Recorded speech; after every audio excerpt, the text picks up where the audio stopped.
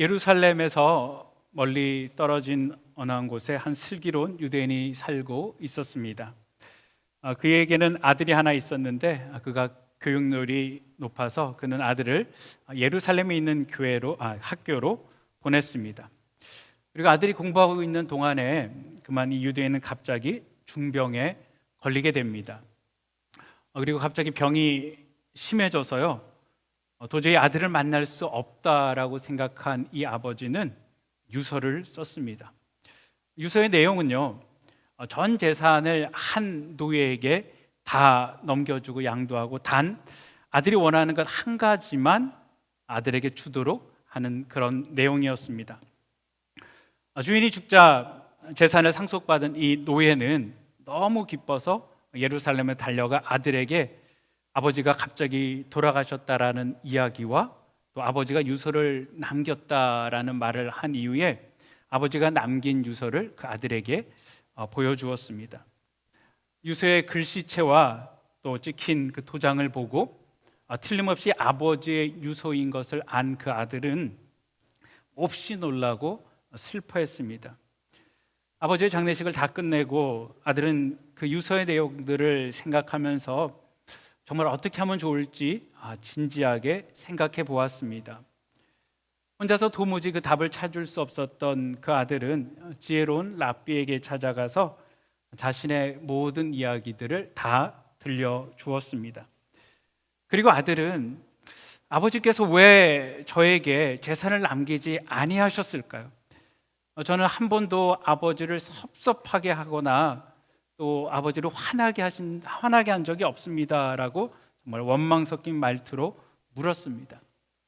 이야기를 다 들은 랍비는 천만에 자네 아버지는 슬기롭고 또한 마음으로부터 그대를 사랑하셨네. 이 유서를 보면 그것을 잘 알 게 아닌가라고 말을 했습니다. 그러자 아들은 노예에게 전 재산을 다 주고 저에게는 아무것도 남기지 아니하셨는데요 라고 불만스럽게 말을 했습니다. 그러자 랍비는 아버지의 마음을 알면은 그대에게 얼마나 훌륭한 유산을 남겼는지를 알게 될 것이네 라고 이야기를 했습니다. 무슨 말인지 잘 이해를 못하고 어리벙벙해하는 아들에게 랍비는 다음과 같이 말을 했습니다. 자네 아버지는 우선 자기가 죽었을 때 아들이 없으므로 노예가 재산을 다 가지고 도망가거나 아니면 재산을 다 써버리거나 어쩌면은 당신이 죽은 일마저도 아들에게 전하지 않을지도 모른다라고 생각한 것이네. 그래서 전 재산을 노예에게 주었네.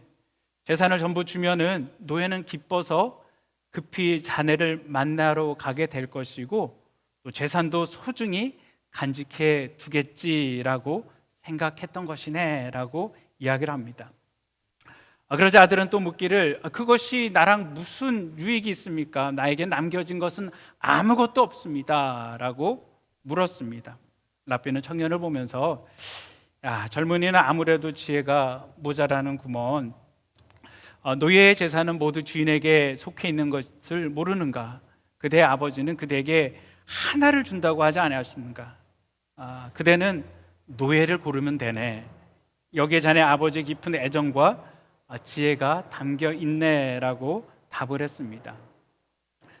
그제서야 젊은이는 그것을 깨닫고 랍비가 말한 대로 그 노예를 택하고 재산도 도로 찾게 되었습니다. 그리고 나서 그 노예는 해방시켜 주었다라고 합니다.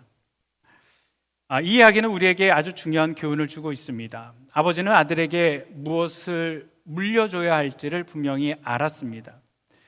만약 그 아버지가 아들에게 다른 것을 물려주려고 했다라면은 다 빼앗겼을지도 모릅니다. 그러나 그 아버지는 꼭 필요한 한 가지를 줌으로 모든 것을 다 주게 되었습니다. 사람은 누구나 행복한 삶을 살기를 원합니다. 나의 이 땅에서의 행복도 중요하지만 우리 자녀들과 우리 후손에게도 여러분 이 행복이 물려주기를 원합니다. 사실 저와 여러분이 행복한 삶을 사는 것은 우리를 향하신 하나님의 뜻이기도 합니다. 그런데 사람들인 그 가장 귀한 복을 어디서 찾아야 되는지를 모르고 있습니다. 내가 무엇을 가져야 가장 행복한지를 모르고 있습니다. 또 내가 무엇을 물려줘야지 정말 모든 것을 줄 수 있는 것인지를 모르고 있습니다. 우리는 오늘 본문의 말씀을 통하여서 여러분 이 문제에 대한 답을 찾기를 원합니다. 오늘 하나님의 말씀은 여호수아 24장 우리 14절로 24절까지 말씀입니다. 우리 앞에 PPT가 준비되어 있습니다. 우리 다 같이 한 목소리로 함께 합독하도록 하겠습니다. 시작. 그러므로 이제는 여호와를 경외하며 성실과 진정으로 그를 섬길 것이라. 너희 열조가 강 저편과 애굽에서 섬기던 신들을 제하여 버리고 여호와만 섬기라. 만일 여호와를 섬기는 것이 너에게 좋지 않게 보이거든 너희 열조가 강 저편에서 섬기던 신이든지 혹 너희의 거하는 땅 아모리 사람들의 신이든지 너희 섬길 자를 오늘 택하라. 오직 나와 내 집은 여호와를 섬기겠노라. 백성이 대답하여 가로되 여호와를 버리고 다른 신들 섬기는 일을 우리가 결탄코 하지 아니하오리니 이는 우리 하나님 여호와 그가 우리와 우리 열조를 인도하여 애굽 땅 종되었던 집에서 나오게 하시고 우리 목전에서 그 큰 이적들을 행하시고 우리가 행한 모든 길에서 우리의 지난 모든 백성 중에서 우리를 보호하셨으며 여호와께서 또 모든 백성 곧 이 땅에 거하던 아모리 사람을 우리 앞에서 쫓아내셨습니다. 그러므로 우리도 여호와를 섬기리니 그는 우리 하나님이시니이다. 여호수아가 백성에게 이르되 너희가 여호와를 능히 섬기지 못할 것은 그는 거룩하신 하나님이시요 질투하시는 하나님이시니 너희 허물과 죄를 사하지 아니하실 것입니다. 만일 너희가 여호와를 버리고 이방신을 섬기면 너희에게 복을 내리신 후에라도 돌이켜 너희에게 화를 내리시고 너희를 멸망하시리라. 백성이 여호수아에게 말하되 아니니이다. 우리가 정녕 여호와를 섬기겠나이다. 여호수아가 백성에게 이르되 너희가 여호와를 택하고 그를 섬기리라 하였으니 스스로 증인이 되었느니라. 그들이 가로되 우리가 증인이 되었나이다. 여호수아가 가로되 그러면 이제 너희 중에 있는 이방 신들을 제하여 버리고 너희 마음을 이스라엘의 하나님 여호와께 향하라. 백성이 여호수아에게 말하되 우리 하나님 여호와를 우리가 섬기고 그 목소리를 우리가 청종하리라 한지라. 아멘. 여호수아 24장은 이스라엘의 지도자인 여호수아가 백성을 불러놓고 유언으로 남긴 이야기입니다. 24장 전반부는 여호수아는 자기의 생애를 돌아보면서 하나님께서 어떻게 자기와 이스라엘 백성들의 걸음을 인도하셨는지에 대한 회고의 내용들이 있습니다. 지난 일들을 생각하며 하나님께서는 이스라엘 백성들에게 하신 약속을 하나도 어기지 아니하셨음을 고백하고 하나님과 동행했던 자신의 삶이 얼마나 큰 축복의 삶이었는가를 다시 한번 더 깨닫습니다. 여호수아는 110세의 나이로 죽기까지 평생 우리 하나님만을 신뢰하며 하나님만을 섬겼던 위대한 믿음의 사람이었습니다. 그는 모세의 후계자로서 이스라엘을 가나안으로 인도하여 가나안을 정복하고 각 지파별로 땅을 분배하여 약속의 땅 가나안에서 하나님을 사랑하며 섬기도록 촉구하면서 자신의 신앙 고백을 합니다. 오늘 보면 15절에 오직 나와 내 집은 여호와를 섬기겠노라. 여러분, 이 말씀은 여호수아가 하나님 앞에 평생을 살면서 경험하고 목격한 신앙을 결산하고 고백하는 말입니다. 자신의 전 생애를 통해 몸소 체험한 하나님에 대한 그의 신앙 고백입니다. 여러분, 그가 이렇게 확실한 고백을 할 수 있는 것은 여호수아가 자신이 직접 그 일을 통하여 하나님의 진실하심과 하나님의 은혜를 체험했기 때문입니다. 여호수아와 이스라엘 백성들이 체험한 여호와 하나님은 어떤 하나님이십니까? 여러분, 여호수아가 체험한 하나님은 그를 인도하시는 하나님이셨습니다.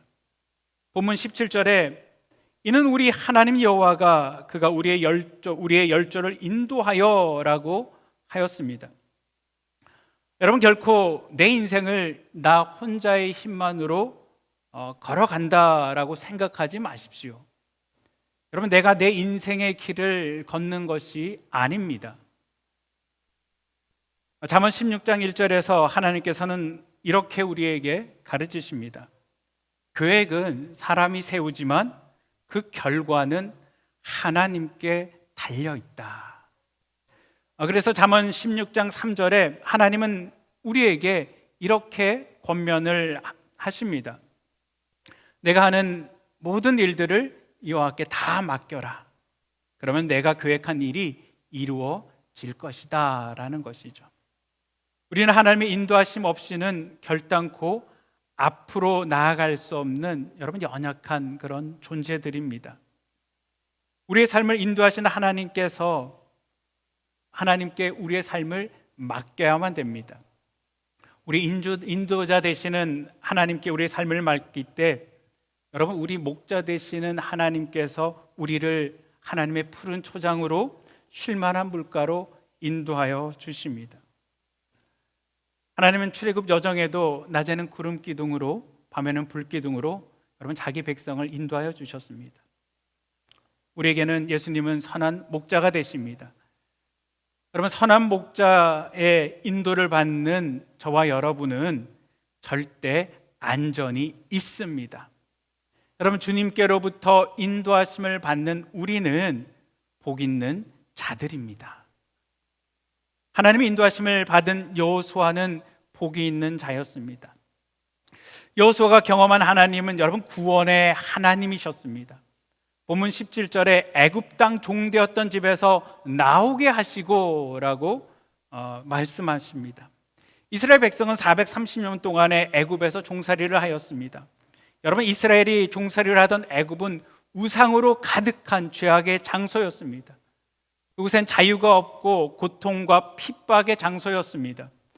가장 가슴 아프게 하는 것은 바로 바로의 잔혹한 폭정에 의해서 갓 태어난 내 자신의 아들을 내가 지켜주지 못하고 그 앞에서 죽음을 지켜봐야 되는 가슴 찢어지는 절망과 슬픔과 죽음의 장소가 여러분 애굽이었습니다. 하나님은 바로 이 애굽에서 그 백성을 구원하셨습니다. 하나님이 이스라엘 백성들을 여기서 구원하시는 방법을 제시하는데 유월절 어린 양의 피뿌림이었습니다. 어쩌면 이 애굽은 지금의 죄악된 세상을 대표하며 사단의 나라를 상징하고 있습니다. 여러분, 지금도 유월절 어린 양 대신 예수 그리스도의 피 흘리심은 죄악된 세상에서 우리가 겪는 모든 절망과 슬픔과 죽음에서 구원을 베풀고 계십니다.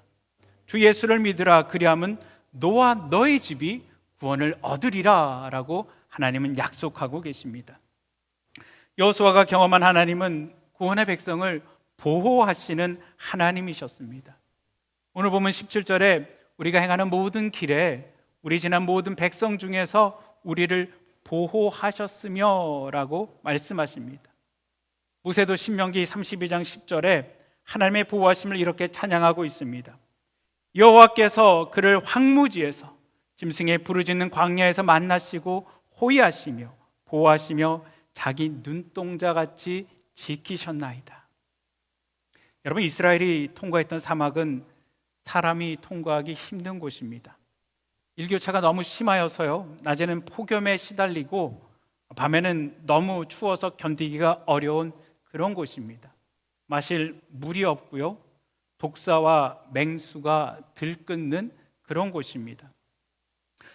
광야는 우리 인생에서 말하면 어쩌면 막다른 골목과도 같은 곳입니다. 막다른 골목과도 같은 황무지에서 아무도 없고 짐승의 울부짖는 소리만 멀리서 들어오는 그 두려움의 광야에서 이제 어디로 가야 할지 알 수도 없을 뿐만 아니고 내가 그냥 여기서 그냥 죽는다 하더라도 아무도 내가 죽어가는 것을 알지 못하는 바로 그런 곳, 모든 것을 포기하고 싶을 정도로 고독감과 두려움이 엄습하고 있는 바로 그곳. 그러므로 바로 그때 그 자리에 보호하시며 지켜주시는 손길이 있습니다. 그 손길은 바로 그 삶의 광야에서 나를 찾아오시고 보호하시며 눈동자같이 지키시는 하나님이십니다. 하나님이 이스라엘 백성들을 보호하시기 위해서 큰 이적을 베푸시고 가나안에 거주하던 모든 백성들을 다 내어 쫓으셨습니다. 우리가 읽지는 않았지만 여호수아 24장 3절로 13절에는 온 인류의 역사가 살아계신 하나님의 손길에서 통제되고 진행되고 있다라는 사실을 보여주십니다. 그리고 그곳에는요, 나는 이라는 말이 14번이나 반복되어 사용되고 있습니다. 여러분, 하나님께서 그렇게 나는 이라는 것을 반복하시는 이유는 온전히 하나님만이 구원을 나타내신다라는 그 모습을 우리 가운데 보여주시는 말씀입니다. 여러분, 이런 하나님을 체험한 여호수아는 오직 나와 나의 집은 하나님만 섬기겠다라고 자신의 신앙 고백을 하고 있는 것입니다. 이스라엘 백성들의 생각이 어떻든 간에 여호수아 자신은 이미 하나님만을 섬겨왔고 이후로도 오직 나와 내 집은 여호와만 섬기겠다라고 이렇게 살겠다라고 선포하고 있습니다. 이 여호수아의 선포가 저와 여러분의 고백이 되기를 주님의 이름으로 축원드립니다. 이제 여호수아는 본인의 삶이 아니고 온 이스라엘 민족이 자기처럼 하나님만 섬기라라고 권면을 합니다. 오늘 본문 15절에 만일 여호와를 섬기는 것이 너에게 좋지 않게 보이거든 너희 열조가 강 저편에서 섬기든 신이든지 너희에 거하는 땅 아무리 사람의 신이든지 너희 섬길 자를 오늘 택하라. 오직 나와 내 집은 여호와를 섬기겠노라 라고 하였습니다. 여기에 좋지 않게 보이거든은 만일 너희 눈에 악하다라면이라는 의미입니다. 그리고 내 마음에 그것이 내키지 않다라면, 내가 보기에 바람직스럽게 보이지 않거든이라는 뜻이 있습니다. 여러분, 대부분의 사람들은 자신의 길을 스스로 분별하고 스스로 선택하는 것이 아니고요, 주위의 상황과 여론에 편승하여 맹목적으로 살아갑니다. 이런 사람들의 특징을 이용하여서 세상은 여론몰이를 합니다. 예수님을 열광적으로 환영하던 수많은 군중들이 바리새인과 장로들의 여론몰이로 예수 그리스도를 십자가에 못 박아라 라고 외치는 폭도로 변화된 것을 우리는 잘 알고 있습니다. 여호수아는 백성들에게 생각 없이 나를 따르지 말고 하나님께서 그들에게 어떠한 은혜를 베풀어 주셨는가를 자세하게 생각하며 더 진지하게 하나님만을 섬길 것을 결정하라라고 권면하는 것입니다. 여러분, 하나님께서는 우리를 향한 가장 큰 요구는 하나님을 섬기라라는 것입니다. 신명기 4장 10절에 하나님께서 모세에게 이렇게 말씀하십니다. 너는 백성을 내 앞에 모아라. 그들이 내 말을 듣고 평생 나를 받들어 섬기는 법을 배워 그들의 자녀에게 가르치도록 하겠다라는 것입니다. 하나님께서 그들을 모으신 이유가 무엇이라고 말씀하십니까? 평생 나를 받들어 섬기는 법을 배우겠다. 그리고 그들의 자녀에게 가르치도록 하겠다라고 말씀하십니다. 하나님께서는 백성에게 말씀을 통하여서 어떻게 하나님을 섬겨야 될지를 가르치겠다라고 하십니다. 여러분, 왜 이렇게 하나님은 섬기는 것을 강조하는 것일까요? 여러분, 그것은 기억하시기 바랍니다. 인간이 하나님을 바로 섬길 때 비로소 참된 복과 참된 자유를 누릴 수 있기 때문입니다. 여러분, 그렇기 때문에 여호와를 섬긴다라는 것이 어쩌면 우리 신앙생활의 전부요, 경건 생활의 전부다라고 얘기할 수 있습니다. 세겜에서 여호수아의 마지막 설교의 초점은 한마디로 말한다라면요, 내 하나님만 섬기라라는 것입니다. 사랑하는 성도 여러분, 섬김은 이론이 아닙니다. 섬김은 형식이 아닙니다. 섬김은 삶 그 자체입니다. 본문 14절에도 그러므로 이제 여호와를 경외하며 성실과 진정으로 그를 섬길 것이다 라고 말씀하고 계십니다. 여기서 성실은 온전함과 순전함을 의미하며 진정은 견고함과 확실함을 의미합니다. 이것은 곧 우리가 하나님을 섬기는 데 있어서 잡다한 생각들을 다 버리고요, 오직 하나님만을 향하는 정말 순수한 마음과 어떠한 유혹에도 견딜 수 있는 견고한 마음을 가지고 하나님을 섬기라라는 것입니다. 여러분, 섬긴다라는 말에는 종의 개념이 내포되어져 있습니다. 종은 주인만을 섬길 수밖에 없습니다. 그러므로 종의 신분으로서 하나님을 섬기는 자세야말로 좀 우리 신자에게 필요한 그런 자세입니다. 그리고 여호와를 섬긴다라는 것은 모든 부정된 것을 버려야 합니다. 오늘 14절에 너희 열조가 강 저편과 애굽에서 섬겼던 신들을 제하여 버리고 여호와만을 섬기라라고 이야기합니다. 여러분, 이것은 곧 성별된 삶을 우리 하나님께서 요구하는 것입니다. 우리는 애굽적인 것, 즉 세상적이고 정욕적이고 마귀적인 그 모양이라도 다 버려야만 합니다. 여호수아의 이런 결단을 촉구는 백성들에게 맹목적으로 종교적 굴레를 씌우려는 것이 아닙니다. 지난 하나님께서 하신 역사를 통하여서 생생하게 역사하신 하나님을 깨닫게 하고 또 감사함으로 섬기도록 그들에게 촉구하고 있는 것입니다. 여호수아의 확신에 찬 이 설교를 통해서, 이 이야기를 통해서 온 백성들도 하나님을만을 섬기겠다라고 이야기합니다. 오늘 18절이죠. 그러므로 우리도 여호와를 섬기리니 그는 우리 하나님이시니이다 라고 그들이 고백합니다.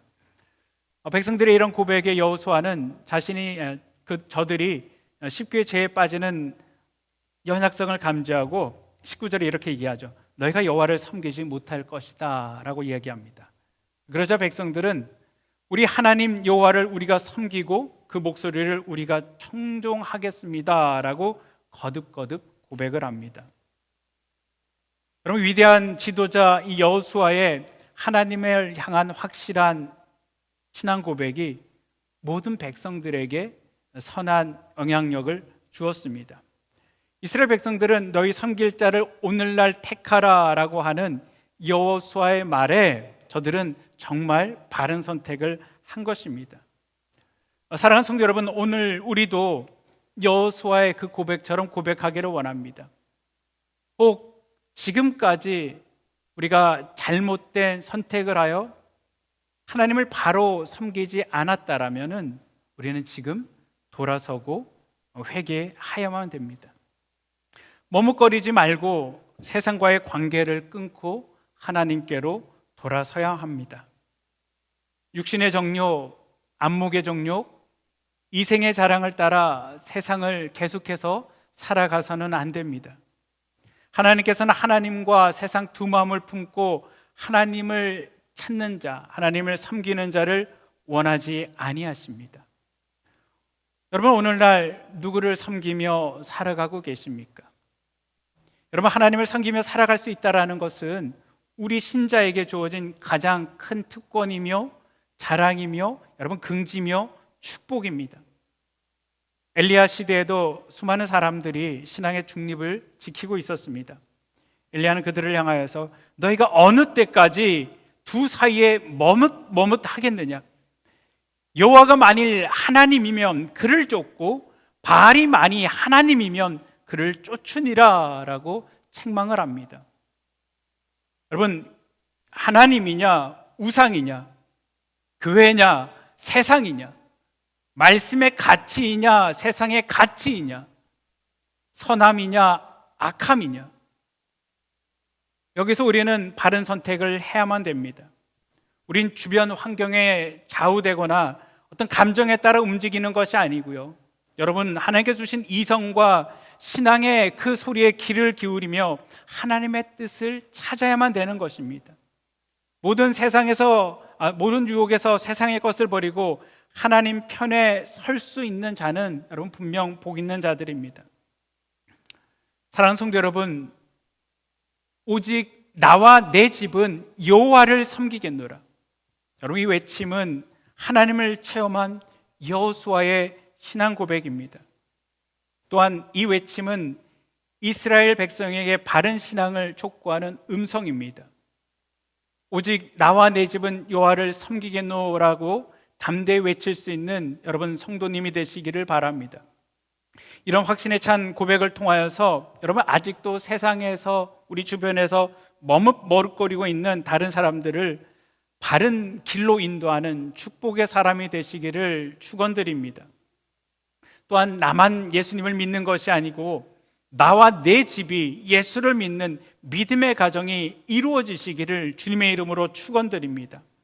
오직 나와 내 집은 여호와만을 섬기겠노라. 여러분, 이 외침은 주님이 다시 오실 날까지 고백되어져야 할 우리의 고백입니다. 기도하시겠습니다.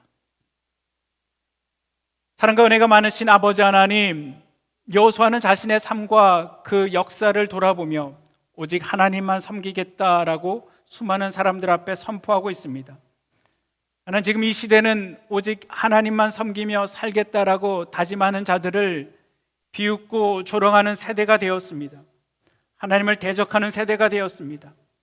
만일 여호와를 섬기는 것이 너에게 좋지 않게 보이거든 너희 열조가 강 저편에서 섬기던 신이든지 혹 너희 거하는 땅 아모리 사람의 신이든지 너희 섬길 자를 오늘날 택하라. 오직 나와 내 집은 여호와를 섬기겠노라 라는 여호수아의 외침을 들으면서 우리로 성령 안에 깨어 분별하는 자들 되게 하여 주시옵소서.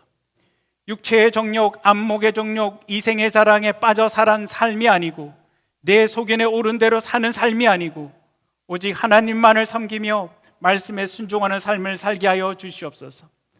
우리 모두가, 그리고 우리 모든 후손이 하나님 앞에 서는 그 순간까지 여호수아의 고백처럼 오직 하나님만 섬기겠나이다.